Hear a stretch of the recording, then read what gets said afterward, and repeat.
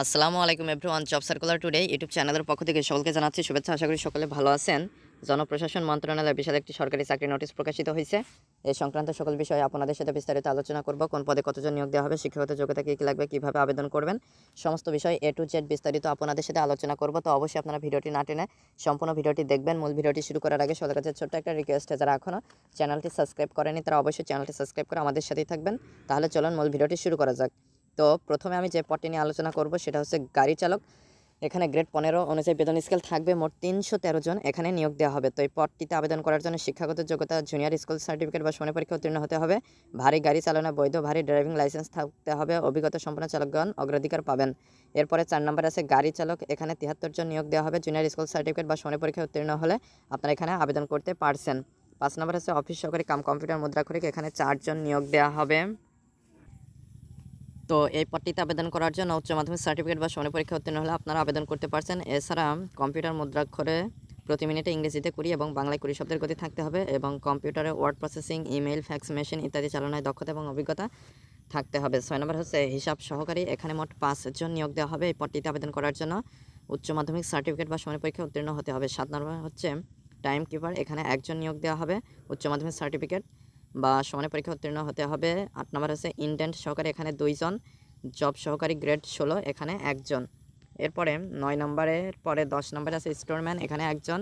Laser সহকারী এখানে 3 জন। Speed boat চালক এখানে 10 জন। স্পিড চালনায় 3 বছরের অভিজ্ঞতা থাকলে আবেদন করতে পারছেন। Mechanic grade D. এখানে গ্রেড 18 অনুযায়ী বেতন স্কেল থাকছে। মোট 16 জন এখানে নিয়োগ দেওয়া হবে। এই পদটিতে আবেদন করার জন্য মাধ্যমিক সার্টিফিকেট বা সমমানের পরীক্ষা উত্তীর্ণ সহ অটোমোটিভ মেশিন সহ ইলেকট্রিক্যাল ইনস্টলেশন এবং maintenance, fitting machine, shop practice, refrigeration and air conditioning বা ওয়েল্ডিং বিষয়ে ট্রেড কোর্স উত্তীর্ণ ও সংশ্লিষ্ট ট্রেডে 2 বছর বাস্তব অভিজ্ঞতা থাকতে হবে। 14 নম্বর হচ্ছে ডেসপাস রাইডার। এখানে 11 জন। স্বীকৃত বোর্ড হইতে মাধ্যমিক স্কুল সার্টিফিকেট বা সমমানের পরীক্ষা উত্তীর্ণ হলে আবেদন করতে পারছেন। 15 নম্বর হচ্ছে অফিস সহায়ক। এখানে 5 জন নিয়োগ দেওয়া হবে। মাধ্যমিক স্কুল সার্টিফিকেট বা সমমানের পরীক্ষায় উত্তীর্ণ হলে আবেদন করতে পারছেন। 16 নম্বর হচ্ছে ক্লিনার বা হেল্পার। এখানে 29 জন নিয়োগ দেওয়া হবে। মাধ্যমিক স্কুল সার্টিফিকেট বা সমমানের পরীক্ষায় উত্তীর্ণ হতে হবে। 17 নম্বর হচ্ছে নিরাপত্তা প্রহরী। এখানে 16 জন নিয়োগ দেওয়া হবে। জুনিয়র স্কুল সার্টিফিকেট বা সমমানের পরীক্ষায় উত্তীর্ণ হলে আবেদন করতে পারছেন। প্রথম পদটি আছে সাত মুদ্রাক্ষরিক কাম কম্পিউটার অপারেটর। এখানে 1 জন নিয়োগ দেওয়া হবে। 2 নম্বর হচ্ছে মেকানিক গ্রেড বি। এখানে গ্রেড 15 অনুযায়ী বেতন স্কেল থাকছে। মোট 19 জন এখানে নিয়োগ দেওয়া হবে। উচ্চ মাধ্যমিক সার্টিফিকেট বা সমমানের পরীক্ষা উত্তীর্ণ হলে আবেদন করতে পারছেন। তো যারা আবেদন করতে চাচ্ছেন অবশ্যই অনলাইনের মাধ্যমে আবেদন করতে হবে। যাদের বয়স 18 থেকে 30 বছরের ভিতরে বয়স আছে তারা আবেদন করতে পারবেন। তবে 20 নভেম্বর 2024 এই তারিখটা আপনাদের মাথায় রাখতে হবে। আর যারা বীর মুক্তিযোদ্ধা, শহীদ বীর মুক্তিযোদ্ধার পুত্রকন্যা এবং শারীরিক প্রতিবন্ধীদের ক্ষেত্রে 18 থেকে 32 বছর পর্যন্ত বয়স শিথিলযোগ্য। বয়স প্রমাণের ক্ষেত্রে কোনো প্রকার এফিডেভিট গ্রহণযোগ্য হবে না। যারা আবেদন করতে চাচ্ছেন অবশ্যই অনলাইনের মাধ্যমে আবেদন করতে হবে। আপনার যে কোনো একটা ডিভাইস থেকে যে কোনো একটা ব্রাউজার সিলেক্ট করে dgt.teletalk.com.bd ওয়েবসাইটে প্রবেশ করে আপনারা খুব সহজে ফর্মটা পূরণ করতে পারবেন।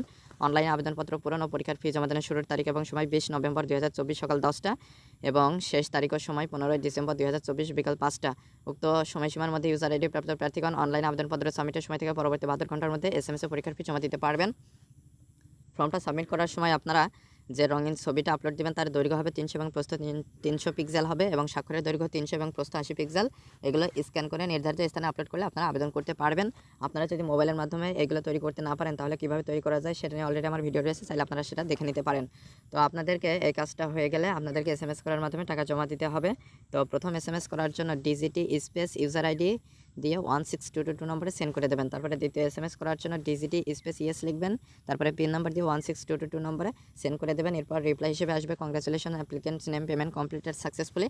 এরকম একটা রিপ্লাই চলে আসলে আপনাদের আবেদনটা সম্পূর্ণ বলে গণ্য হবে। আপনারা যদি ফর্মটা সাবমিট করে SMS করে টাকাটা জমা না দেন তাহলে আপনাদের আবেদনটা সম্পূর্ণ বাতিল বলে গণ্য হবে। তো আপনাদের এই টাকাটা অবশ্যই টেলিটক প্রিপেড সিম ব্যবহার করে প্রদান করতে হবে। আর আপনারা হচ্ছে গিয়ে ফর্মটা সাবমিট করার সময় যে নাম্বারটা দিয়েছেন সেটা যে কোনো নাম্বার হলেই চলবে, বাট ওই নাম্বারটা সবসময় চালু রাখবেন, কারণ পরবর্তী নির্দেশাবলী ওই নাম্বারে SMS করার মাধ্যমে জানিয়ে দেওয়া হবে। তো আশা করি মূল বিষয়টা বুঝতে পেরেছেন। তো আজকে এ পর্যন্ত, পরবর্তী ভিডিওতে কথা হবে। ধন্যবাদ সবাইকে।